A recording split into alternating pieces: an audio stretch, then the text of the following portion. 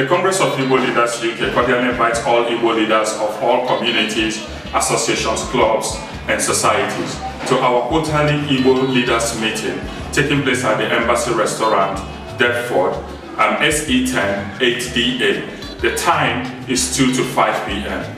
Date again is 23rd February 2013. Biko ndị isi ndị Igbo, anyị na-akpọku konu niile bịa, enwere ọtụtụ ife anyị kwesịrị ime n'arọ a.